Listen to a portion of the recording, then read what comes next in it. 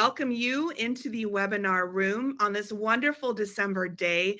My name is Lisa Shomo. I am head of community here at Viome. Hello, everyone. Please check in on the chat over there on the right-hand side of the screen and let us know what your name is and where you are logging in from so that we can say hello.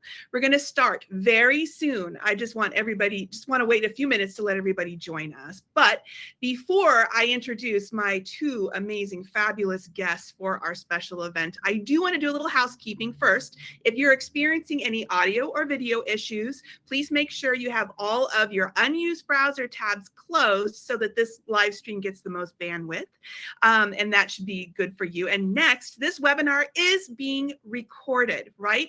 Which means that everyone will get a link to the replay tomorrow in your email. Excellent, excellent. And I'm saving the best announcement for last. Please stay with us for the entire event today because we are giving away special prizes during this broadcast. I have my teammate here in the room with me, Victoria Hunt, social media manager. Say hello. Hello. She's here with me. And we are going to select random audience members to win one of 3 Youth Formula books, obviously authored by somebody in this webinar room today, and they will be signed by Naveen Jain. And then we are also going to give away 1 full body intelligence test today. I'm super excited about this. This is the first time that we've ever done it, so I'm very, very excited. All right, and we will be randomly selecting those winners, and they will be announced during the webinar.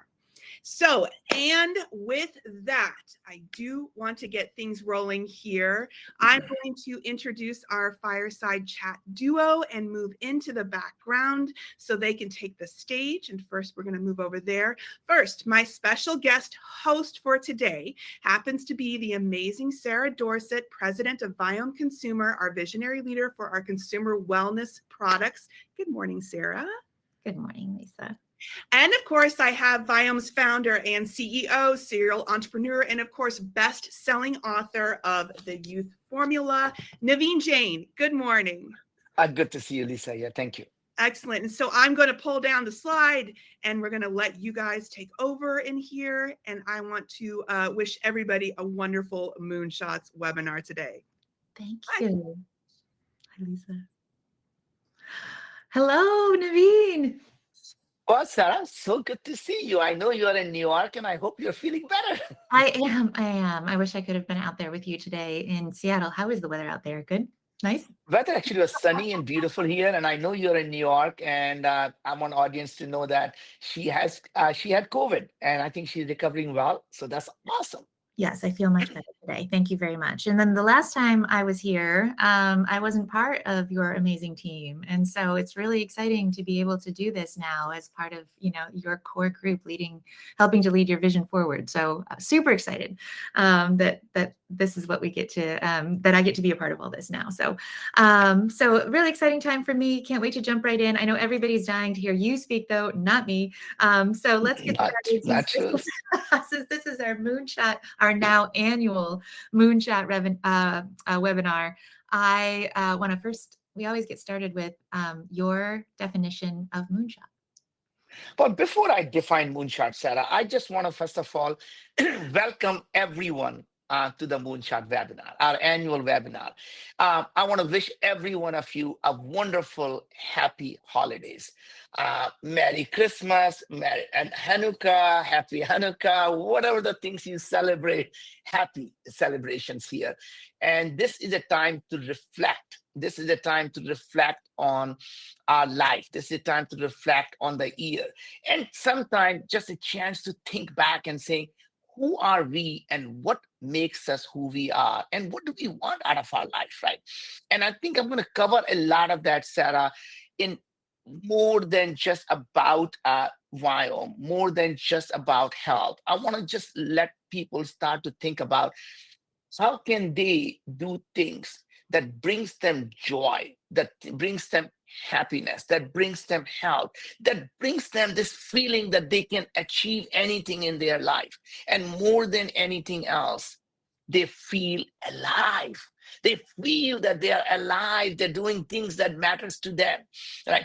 And I'll walk you through the actual things that I use in my life about finding that happiness every single day. What makes us wake up every day at 4 a.m.? So, with that, Sarah, what is a moonshot? Moonshot is something that everyone believes it is difficult, if not impossible, unless you put your mind to it. So imagine when the idea of a moonshot came about was when we launched our Apollo program. The idea of Apollo program was when John F. Kennedy says, we are going to put the man on the moon in this decade. That is what drove the whole country forward. Even though the reason to do that was to find the space supremacy against Russia. But point was, no one knew how to do that. But we rallied as a nation, we rallied as humanity, and we made that possible. And what made it possible was one simple thing. We had a group of people who believed nothing else in their life mattered than to make this mission possible. And as a leader, as a parent, as a person, it is your job to do exactly that for yourself and your family. So find how do you find your own moonshot? How do you go out and say, this is what I'm willing to dedicate 10, 15 years of my life to doing, right? And and that's I'm going to walk through that framework, Sarah, on that. So moonshot is this audacious idea. When you tell someone, this is what you're going to do, they tell you you are absolutely crazy. So if your excuse me, if your idea, when people hear about it and they don't tell you it's crazy idea, then it's not a moonshot. It's not big enough, right? The only caveat is if you happen to be crazy to begin with, then all bets are off. Then you don't get to participate in this Yes. particular game, right? No, well, I've heard you talk about this a lot as I've gotten to know you over the past 2 years, and I guess one of the things I think you live and breathe this idea of moonshot. Like for you, it's part of your DNA. It's part of who you are. I'm curious if you can help people think about how you tap into that type of moonshot thinking because it's so innate in who you are already. How does one become just completely versed in moonshot thinking? First, I'm going to correct you. It is not in my DNA. It's in all of our humans' DNA. It is the RNA. So to think about that, it's not the DNA.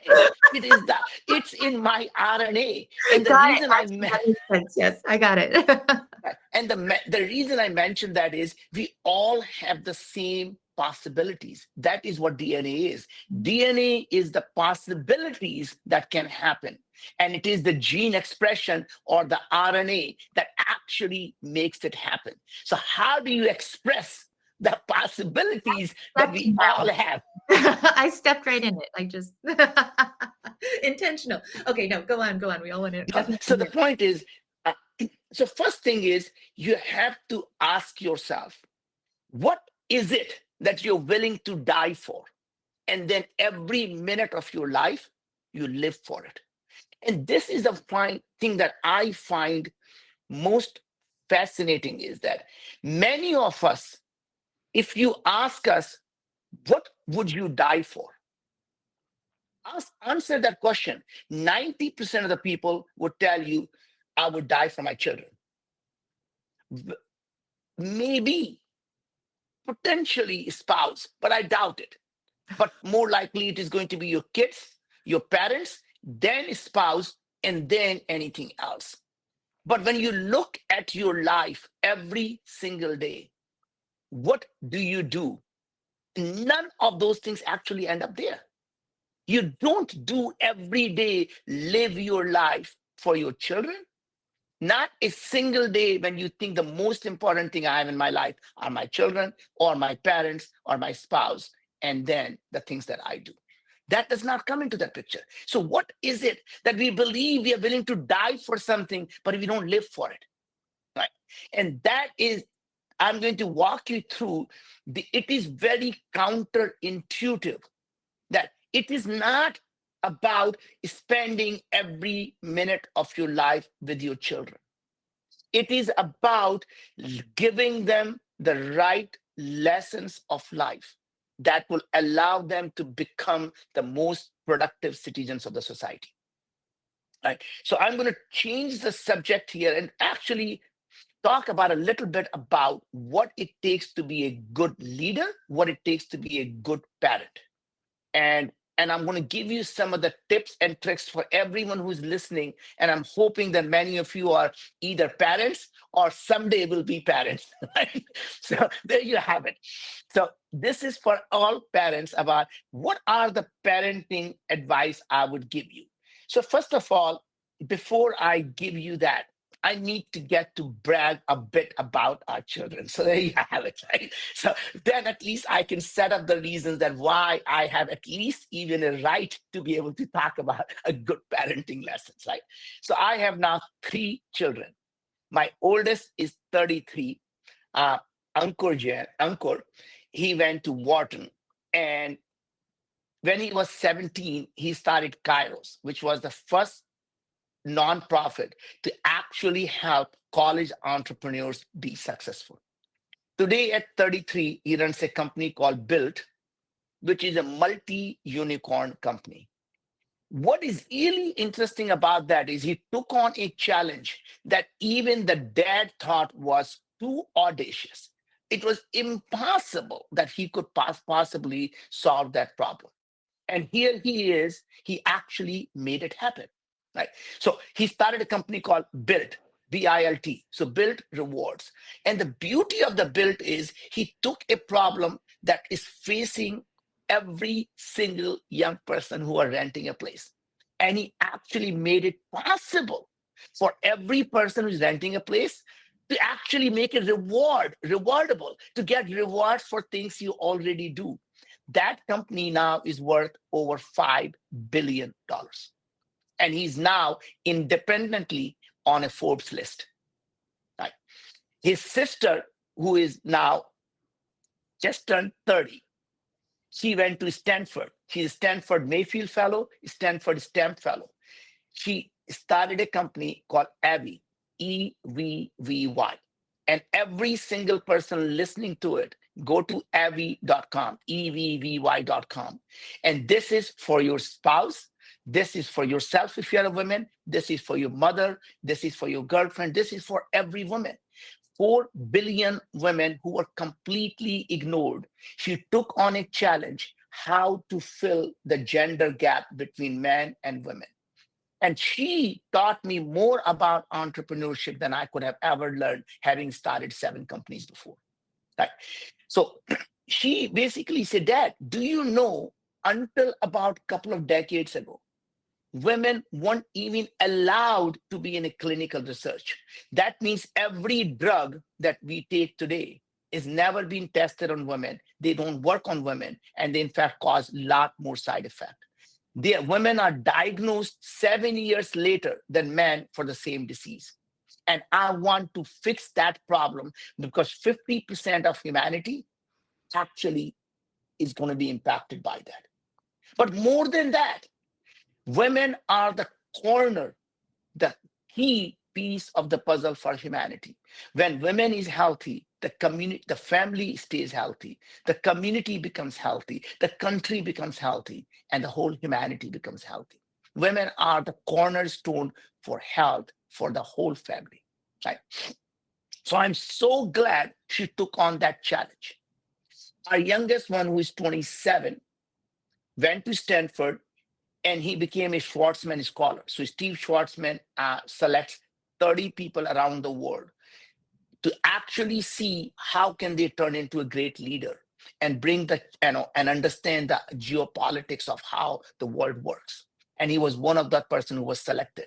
And today he's actually looking on a solution to the second problem, how to make the current home ownership possible and make it easy. Right. Now, those 3 children are taking on audacious ideas, knowing that they don't have to work for a living. And then everyone who's listening to it knows that dad has done extremely well. And we don't hide that from them. So what is it that growing up in a very affluent family, knowing they don't have to work for a day for a living, they went on to take on these audacious challenges and work 16, 17-hour days, 7 days a week. And that is what I'm going to tell you how to make that possible. So, Sarah, are you ready? I'm ready. All right. And I've met all three of those brilliant children. So So good. There you have it. So I think, the thing is, we as parent, when we believe we love our children, oh my, sorry about that. I don't even know how that happens. I had face time. But anyway, uh, when you think you love your children, your first reaction is, I want to spend time with them. Or when you get a great success, so you find that your company has been very successful, and you actually are now ready to take a 6 months, 9 months, 12 months, or maybe a longer retirement to be able to spend time with your children because you really love them. What really happens is, what you think you're doing it for them, you're actually being very selfish at their cost. That means you're destroying their life to get your own satisfaction of spending time with them. And let me tell you why. Because when you see your children, what they see is very different. When they are going to school, they see the mom or dad sitting at home watching CNBC. When they come back from school, mom and dad says, work hard. Hard work is what it takes. Go to your room, finish your homework. And they're watching the mom and dad sitting on the sofa watching CNBC. What do they decide? I want to grow up just like my mom or dad, sit on the sofa and watch CNBC. That is what the life I want to be. So children don't do what you tell them to do. The children do what they see you do. Number two, you have to give them, the only role for a parent is to actually make them intellectually curious. And what I mean by that is, it's not our job to take them to the water and make them drink. Our job is to make them thirsty. And the way you make someone thirsty is to give them intellectual curiosity. Once your children learn to be intellectually curious, they will find their own water and they will drink. Now, how do you create that intellectual curiosity? It is to learn to teach them. It is giving them the ways to teach them that everything they see could possibly be wrong. So they say, Sarah, so if your kid, Kenzie, comes to you and say, Mom, look at that beautiful blue sky. What's your first reaction, Sarah? my first reaction is, wow, she's noticing how observant of her to look and to Correct. mention and to describe And it that way. exactly. And you will say, you are right. It is an unbelievably beautiful blue sky. Absolutely, yeah. And that is exactly the wrong thing to do. Oh, great. Right? And here's why. What you want them to be able to say, what you want to tell them is, Kenzie, that sky doesn't really exist. It is simply the light from the sun that is hitting the particles in the Earth atmosphere and simply scattering the blue light that we see as a barrier called sky, but sky doesn't really exist. When you go from here to Mars, you never say, hey, Mom, I just passed the sky. Sky doesn't exist. And secondly, you would tell them that, sweetie, you talked about that blue. The color blue doesn't really exist.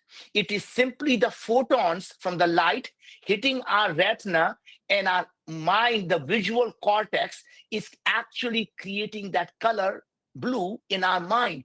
It is a human created belief that that color is blue. There is nothing called blue. There is no color that exists in the nature. And the reason to do that is not to teach them about science.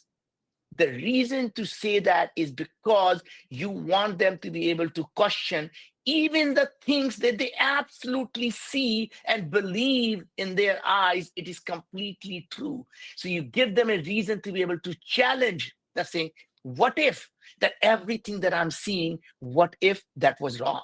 What if that could be looked at differently? What if we could do things about the things differently? Does it make sense?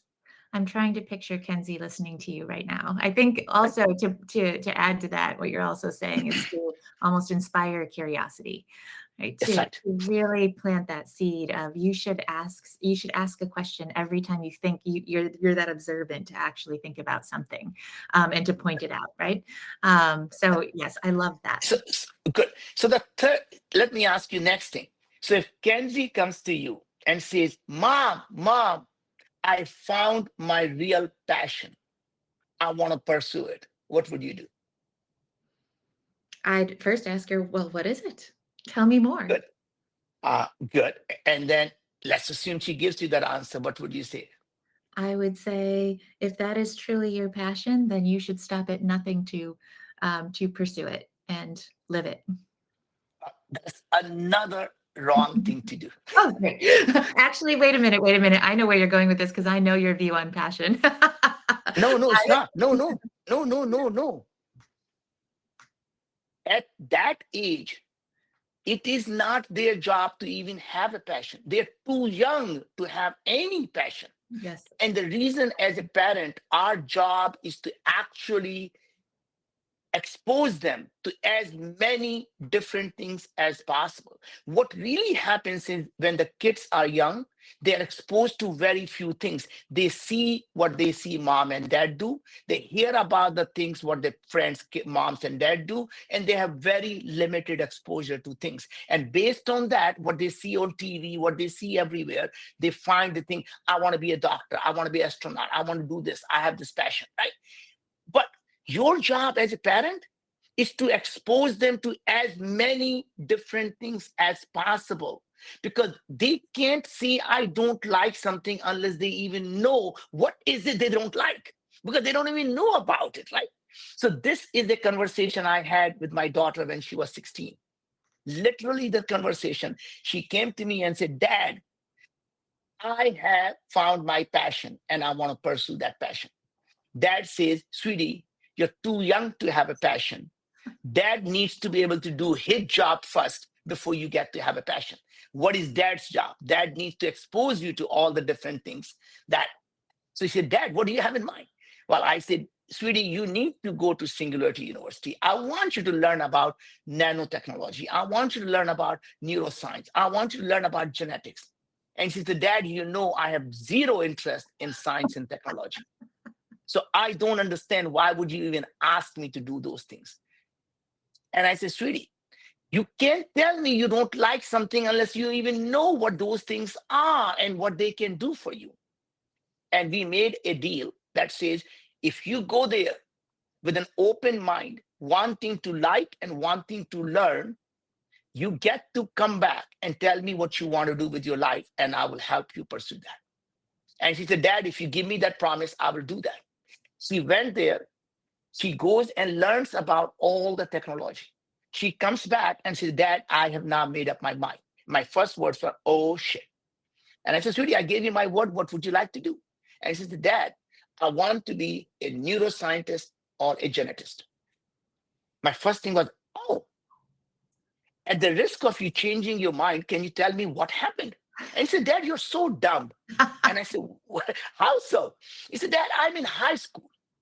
I go to these science classes and I'm thinking, I can't see my using algebra anywhere. I can see using trigonometry everywhere. I mix these chemicals together. I'm thinking, why do I really care? They change the color. When I went there, what I learned was that these science and technologies are simply the tools for me to be able to do the things I want to do. I want to help women.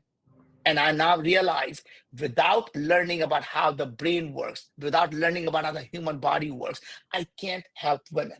Now, that girl that has no idea that she ever wanted to do science and technology went to Stanford, become the Stanford STEM fellow. First company she joins is to use AI to remove the gender bias for hiring. And she started the second company to use AI to remove the gender gap in the women's health. If I had not pushed her, she would have never found her true calling, and world would have lost out on a one great entrepreneur.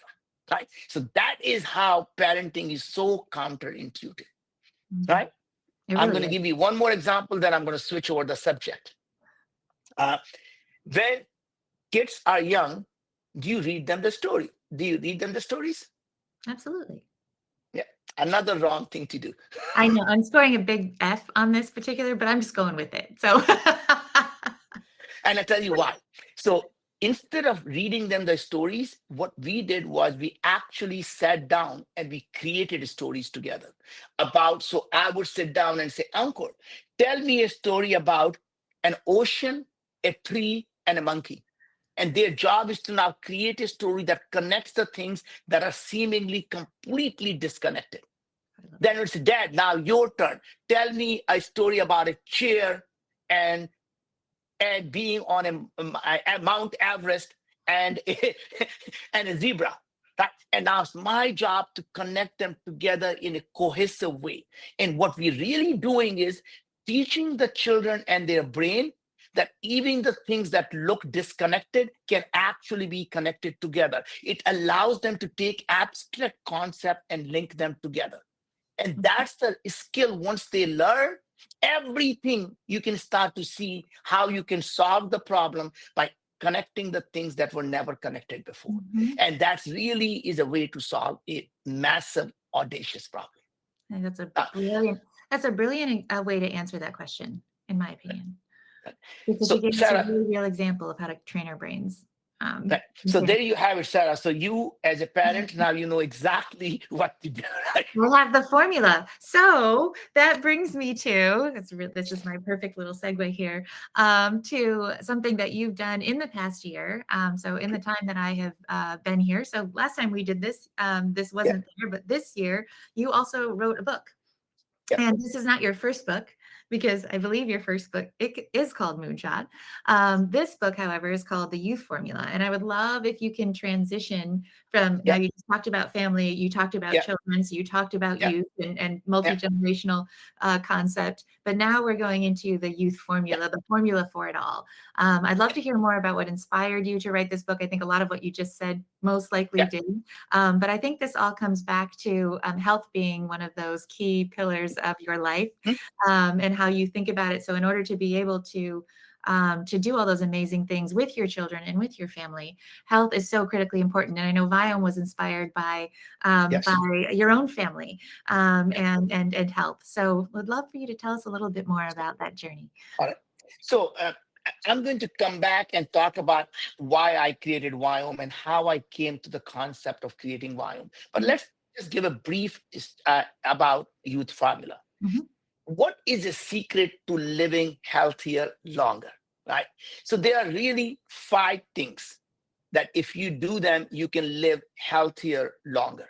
So what are those 5 things? Just like the Maslow's hierarchy of pyramids, you have to do the bottom thing first before you go to the next level and the next level and the next level, right? mhm, The absolute number one thing you have to do to stay healthy longer is nutrition. And here's why. If you don't have the right nutrition in your body, nothing matters. It's like having a Ferrari, but not putting the right fuel in that Ferrari. It's just not going to drive well. It is going to break down. And the trick really, what we learned was what is healthy? What is the right nutrition? And that was the problem that we actually ended up solving at Vio. So what we realized was there is no such thing as universal healthy food. And Sarah, you saw the data that we just presented to the board last quarter. mhm. It really surprised me that 45% of the people are harmed by eating spinach. Yep. Right? Absolutely. 42% of the people actually are harmed by something that everyone thinks is healthy, like avocado. Mhm, Almost 40% of the people actually are harmed when they eat broccoli or cabbage. Right? In fact, spinach is another one. Almost half the people can actually be harmed by spinach, right? Why? Because they have very high in oxalates. Broccolis are very high in sulfate. Avocado is very high in uric acid. Right? Mhm. And what really surprised me was the red meat is actually good for 52% of the people. I was like totally shocked. I'm a vegetarian, vegan. Right? Yeah, and this was like, wow. And it turns out all of these things we can now scientifically tell you why these foods are good or bad. So, for example, we look at that, is the choline in the red meat. So there is one of the red meat contains two major ingredients, choline and carnitine. So choline and carnitine, your microbes in your gut actually digest that and convert them into something called TMA. And it's only certain people that actually happens. Other people don't actually convert the choline and carnitine into TMA. The people that end up converting the choline and carnitine into TMA, the TMA gets absorbed in our blood, and our liver uses an enzyme called FMO3 that converts the TMA into something called TMAO. So TMA is something called trimethylamine, and liver oxidizes that and becomes trimethylamine oxide. That is what causes the plaque or the heart attack, the heart disease. So atherosclerosis comes from having that TMAO in your arteries. Right now, if your body is not producing, if your microbes are not producing TMA, you can eat all the red meat you want. And even if you're producing TMA and your oral health, so your oral microbiome P. gingivalis is actually activates and increases the gene expression of FMO3. Right? So we can measure your oral health, we can measure your gut health, and then we can look at your blood and we can say, look, your FMO3 enzyme is low enough that you can actually eat red meat and it's good for you. Or you should not eat red meat because your TMA production is too high. Right? And same thing, you should not eat avocado because your production of uric acid is too high. And if you eat more avocado, you're going to end up getting gout. Right? Now, same thing, you'll be able to say, look, don't eat broccoli because when you eat more broccoli, you're producing more sulfide that's causing more inflammation. And you can, by the way, go through every food, whether it is eating more protein. So a lot of people work out and say, I need to eat, lots of protein. But that protein, if it's not digested, it goes into your gut and it gets fermented. And when it gets fermented, it produces ammonia, which causes a lot of inflammation. So we will recommend that the people who cannot digest protein, they get the digestive enzyme. So we actually, in your supplement formula, will add a digestive enzyme, whether it's amylase or protease, we'll put that in your digestive enzyme. When we tell you not to eat strawberry because your histamine production is too high, but the fisetin in the strawberry is very good for you, we'll add the fisetin into your supplement. So literally, we tell you what foods to eat and why, what foods not to eat and why. And then we go through every vitamin, mineral, herbs, digestive enzymes, amino acid, food extracts, and take everything you need in what quantity, and we custom make that for each individual. So many of the people who are already the Viome customers, I want you to know, we in fact are going to be publishing the research, and you're going to be hearing the first time here. We actually showed the people who take the custom nutrition, which is your supplements, your gut biotics, your oral lozenges, and your personalized toothpaste. In 6 months, every single one of their score, from TMA production to their butyrate production to the uremic toxin production, every single one, from LPS production to the flagellar assembly, every single score improved in 6 months. So if you had a score that required attention or not optimal, every one of those scores improved. In fact, we showed the same data from your biological age to your cognitive health, to your heart health, to your gut health, to your oral health. If your scores were not optimal or required attention, every one of those scores actually improves when you actually follow the diet and take all of your nutrition at the same time. Now, This is the key to living healthy. So that's number one. Number two is reduce stress. Stress in your body. What is stress is not bad. If there was no stress caused in your body, you won't be alive today because your ancestors would have been dead long time ago. Right? Stress is what caused them to stay alive. And this is why.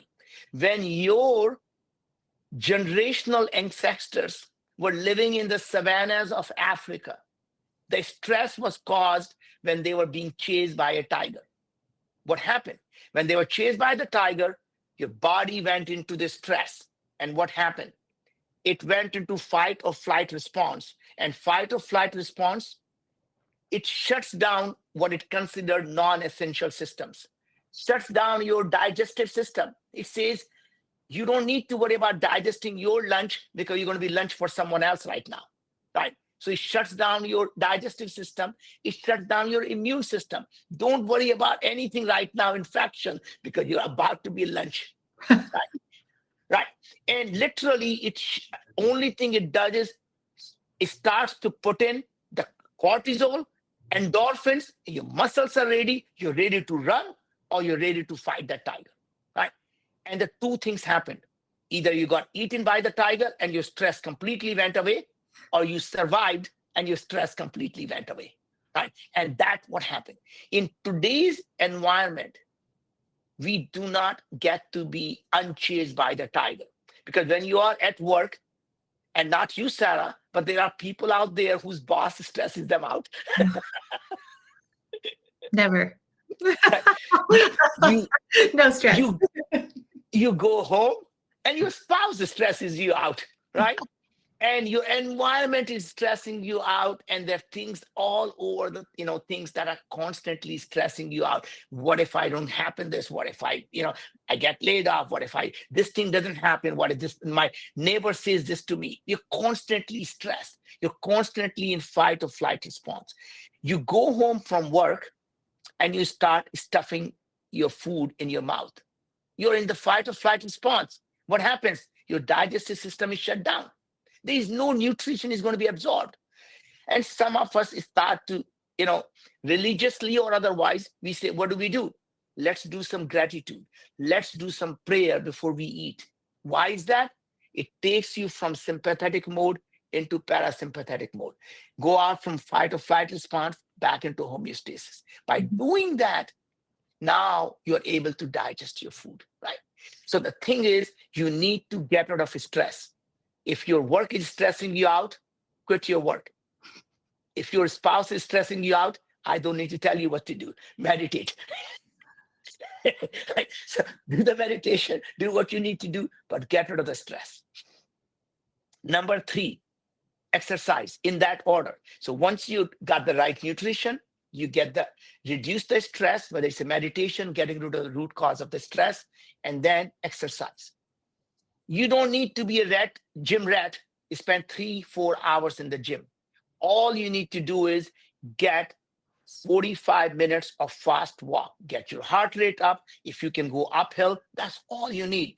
And Sarah, every time you're in Bellevue, we want to talk, you want to have a meeting, I take you out for a nice walk. And that is how you're able to get a good 45-minute of hike uphill. We walk together, we walk fast, we get the heart rate up, and that is all you really need. And as you get older, I would say add a bit of muscle strength.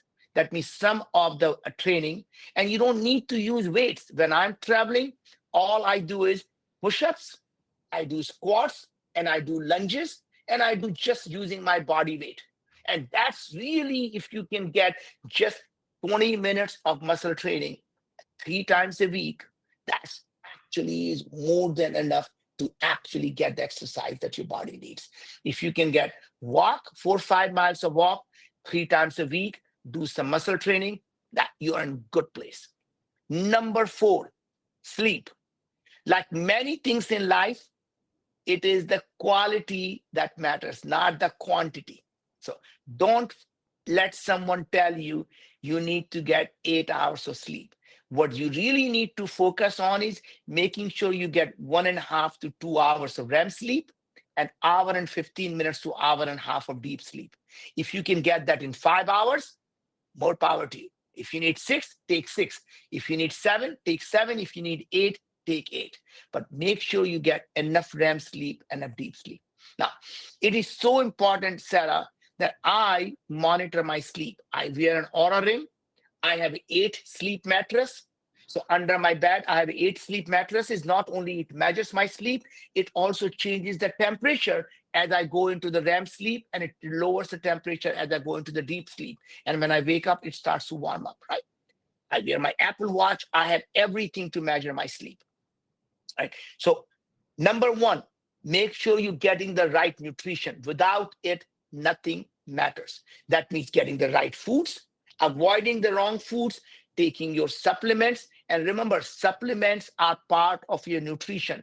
These are not add-ons. These are not optional. You cannot get all the nutrition from the food alone, right? Because the way we grow our food, or you can't eat 10 pounds of blueberries and 20 pounds of tomatoes every day.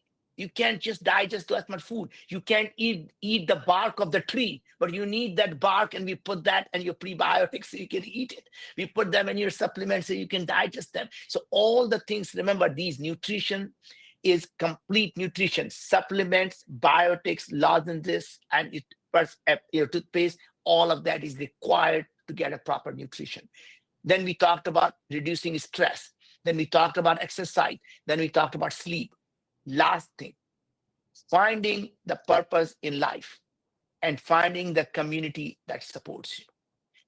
People who live a life of purpose live 10 to 15 years longer than the people who have no purpose.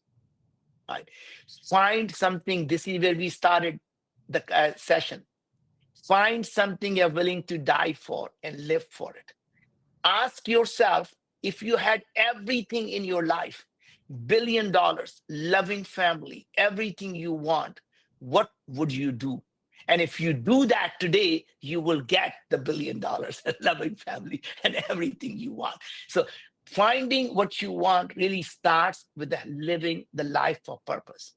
If you can find something that can help other people's life be better, you actually are now creating an unbelievably great enterprise. If you can find a product or a service that can help 1 billion people live a better life, you can create $100 billion company. But you never wake up in the morning and say, what should I do to create $100 billion company? Right? Making money is simply a byproduct of doing things that improve people's lives. And that is the things why you and I every day wake up at 4 a.m. and we do Viome, because we know every single day there are hundreds of people. They send us an email and let us know that how their life is better because of us. And this is what drives me. This is what gives me the satisfaction. The fact that we have now helped, we have analyzed 1 million microbiome samples. 1 million microbiome samples. And that allows us to understand what causes the body to be sick and how we can actually make it healthy. We are able to now diagnose stage 1 cancer in your mouth and throat. We're going to be launching a product to, early diagnose IBD, Crohn or colitis. We'll be able to detect colon polyps 10 years before you develop a colon cancer. Think about that. We can eliminate the colon cancer, which is the third largest, fastest growing cancer in the world. We can completely get rid of it if we can detect colon polyps, and because you can get them removed and never develop a cancer. This is what we live for every single day. So if you're listening to this, just remember, finding that purpose in life is what drives us forward, what drives the humanity forward. And that is what I want you to think about. What would you do that will make someone else's life better? So use these holiday time to do something that brings the joy to someone else's life, because that is what's going to bring you the joy. Even if you're standing in a coffee line, pay for the person behind you and don't even say a word. Just let the barista know that you're paying for the next order, right? And that is how you bring the joy in someone's life, because the person behind you, you never know that the generosity that you showed that person, what would they do for someone else, right? And that is how you make the humanity better. I've always loved listening to you say these things. You say them, and you have such strong belief in all of them. It's always so inspiring. I think to bring it all the way back around to Moonshot, which is how this entire discussion is about. Obviously today, and you've had several moonshots. Viome is today's. Mhm. What surprises you most when you go on this moonshot journey? So even if you take Viome as the example, what's surprising once you start that journey, or what have you Yeah. been really surprised by? So, thing is, you know, every moonshot journey starts with asking myself three questions. Why this? Why now? Why me? And why this we have already talked about. Do something that can improve the lives of billions of people, because this is how you know you're doing the right thing, spending 10, 15 years of your life. And the last question to me is the most important part, which is, what questions are you asking that are different from what everyone else in the industry is asking?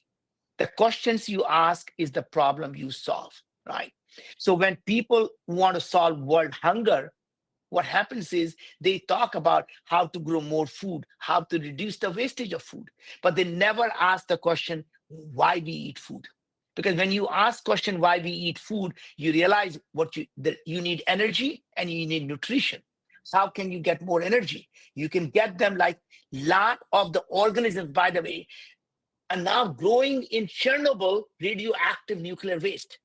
And these organisms are not only protecting their DNA against the radiation, they use the radiation as a source of energy to multiply and replicate. Now imagine if we can do that for humans. Take those, or take those genetics, use CRISPR in vivo to modify ourselves. We could be radiation resistant and live on Mars. And we can use the radiation as a source of energy. Honey, do you want to go out and get some radiation, not go out and get some pizza? Right. And that is how you actually thinking differently. And this is literally what happened to Viome. When everyone in the industry was focused on DNA, and we said, look, your DNA does not change when you have depression. It does not change when you gain 200 pounds. It does not change when you have a diabetes. In fact, it doesn't even change when you die. So if you look at someone's DNA 100 years after they are dead, it's identical. DNA can't even tell you you're dead or alive, let alone are you healthier or sicker. So we said we're going to focus on RNA. When everyone knew that microbiome is such a key to human health, so you can Google Parkinson's and microbiome, cancer and microbiome, Alzheimer and microbiome, diabetes and microbiome. Whereas every company to date simply does the microbiome test and tells you what organisms are in your gut or in your mouth. That is the fundamentally asking the wrong question, because the same organism can produce something good in one environment and same organism can produce something toxic in another environment. Lot of people take Akkermansia as a probiotic thinking it's going to help them. Akkermansia can be beneficial to some people and it can absolutely cause MS to other people. That means it can kill you or it can help you, depends on your own ecosystem, right? And that is the key. The personalization is the key. So what we did differently, Sarah, was we focused on what microbes actually do and produce, not who they are. No one, our human immune system doesn't care. Hey, Akkermansia, I see you there. What it says is, oh, I see butyrate. I know what to do with it. Or I see LPS. I know what I need to now cause inflammation. Right? So what we do is focus on what microbes are producing and how it interacts with the human body. And that is the key to human health, is thinking differently like we did at Viome. We didn't tell you about what organisms are there. Yes, we know that and we tell you that. What we focus on is what functions they're doing. Punish the sin, not the sinner. So when they do the bad behavior, we slap them hard. As long as they're behaving themselves, we continue to feed them. Are you saying starving those who? No, I'm just kidding. I would love. Now I know with Viome, obviously having know so much about it because I'm here. Um, I'd love for you to talk just a little bit about nutrition because nutrition is the key. And Mhm. you just mentioned also food, solving world Yeah, hunger. yeah. Is food the answer to everything? Can you get everything you need from food? What are the things Mhm. that you've discovered when you're Yeah. when thinking about holistic nutrition, like you said, the supplements? So what happened is, Sarah, that two things happen. The way we start to grow food, it has completely changed. Mhm. It used to take one avocado 20 years ago. Now we need 18 avocados to get the same nutrition because we completely depleted the nutrition in the soil. We are starting to put pesticide, insecticide, and the chemical fertilizer that has completely destroyed our environment and also our soil. So our food has no nutrition. So we can't get enough nutrition. And secondly, many of the foods that are rich in nutrition are still very little to get the right amount of antioxidant.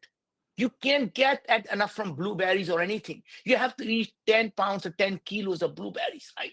Same type of things happen. Like, for example, uh, pomegranate. A lot of people tell you the pomegranate juice is good. I can tell you that pomegranate juice actually has nothing that is good or bad. It simply contains allergic acid. In some people, that allergic acid get converted by microbiome into something called ULA, urolithin A. Urolithin A is really, really good for your mitochondria. But if your microbes are not converting the pomegranate into urolithin A, then you need to take that as a supplement. Right? Mhm. Same type of thing. So the thing is, it is not about supplement is optional. This is the whole nutrition that comes together to get some nutrition from the food and the other nutrition from these supplements and the biotics. There are three types of biotics: prebiotics, probiotics, and postbiotics. Prebiotics are the ones that feed our current organisms. Probiotics are the one that we introduce the new organisms into your ecosystem. And postbiotics are really, really interesting. What happens is you take the organisms in in the bioreactor, you let them multiply, you give them the right ingredients so they can multiply, and then they release all the goodness. So you take Akkermansia, for example, you allow it to grow and it releases the short chain fatty acids, and then you heat kill the bacteria. So you still have the shell of the bacteria and you have all the metabolites. So all the metabolites that you need, the short chain fatty acids, are all there. And then you dry that up and you give them as a postbiotic. It turns out the postbiotic Akkermansia is 2 times more effective than the live Akkermansia. And it causes no harm. It can never cause MS because it's killed. Right. So that is the reason is having the postbiotic and the metabolites that your body needs is actually a good nutrition. So we now include all of the prebiotic, probiotics, and the postbiotics into your nutrition. And this is how the holistic nutrition works. So, Sarah, I think we should stop here because we want our audience to be able to ask you and I a question, and we also need to give them some bunch of gifts. I know it's time. It's definitely time to stop. And there's been so many Yes, comments. It's been it amazing to is. watch. Yeah, it's been amazing to watch the engagement in the conversation. So very active audience. Very Yeah, exciting. absolutely. There are tons of questions in here, I have to say. The one person was asking going to RNA compared to DNA and more, and also talking about craving sugar. There's a Yeah. lot in here, I do have Okay. to say. But go ahead, So Naveen. let me start with that. So it took me a long time to understand the difference between DNA and RNA. So look at it this way: every part of our body is identical DNA. Remember the high school biology? It comes from a single cell. A sperm, egg make a zygote. Zygote is splits. So whether in a crime scene, remember watching a crime scene, you find your hair, you find your skin, or you find nails. they can find the same DNA. So every part of our body is identical DNA. Our neurons, our liver, our heart, our kidney, identical DNA. Yet I don't have the eyes growing on my finger and the nails growing on my head. Same DNA. It is the expression of the same DNA that can make nails or eyes or kidney or heart. Now, that means DNA is like an alphabet. RNA is the story you write. So what story are you writing is what determines your health. It's the same alphabet. You and the tree have 87% same DNA. Yet I hope that we as humans are not tree, right? It's the expression of that really makes us different. 99.9% is DNA shared between Sarah, Lisa, and I. We share 99.9% DNA. So it's not the DNA, it is that expression of the DNA that changes everything. And that is why Viome actually does what we do. Absolutely. That must be why I like the two of you so much. We share 99% of our DNA.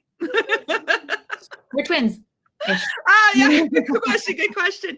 Well, okay, we are almost at time, so I do want to wrap things up. And first, I want to say thank you, Naveen, and thank you, Sarah, for having this chat and helping us explore the foundations for creating and achieving your moonshots and that lifelong health and vitality that we're all looking for. And I also want to say congratulations. We did have 4 winners today. They have all been notified, and we will reach out later on via email so that you can receive your books and your full body intelligence test.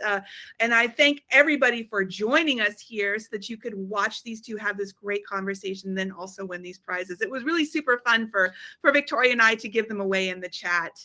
And so I Lisa, also, can you tell people who won? I want people to hear yes, their names. so I can tell you their names. So we had Jain G. There's more than one Jane. So there was a Jain G. There was a Matul, and I can give you all their information, but we put them on a separate little sheet over there, and they should know. Good. We contacted them via the chat here, so they should know. And we're going to get out the books. I'm going to come to you to get those books signed, and we're going to get those in the mail. And Matul is definitely the winner of our full body intelligence test, and so I'm going to be reaching out to him to get him his full body intelligence test. So Lisa, can you wish everyone a happy holidays here? Yes, happy holidays, Merry Christmas. We should do that. All the holidays and a wonderful, wonderful new year. And definitely from all of us here at Viome, from the 3 of us, we want to thank you for joining us here today for the last hour. And go out there and plan and get your moonshots achieved. That's what I would love for everybody to do. So I'm going to leave the last goodbye. Happy Viome to everyone. Yes, exactly. Give Viome to everybody. I will leave the last goodbye to the 2 of you, and we will sign off. Thank you. Yes. Thank you very much. Everybody have a wonderful, wonderful rest of your day. Thank you. Bye-bye. Bye-bye. Happy holidays.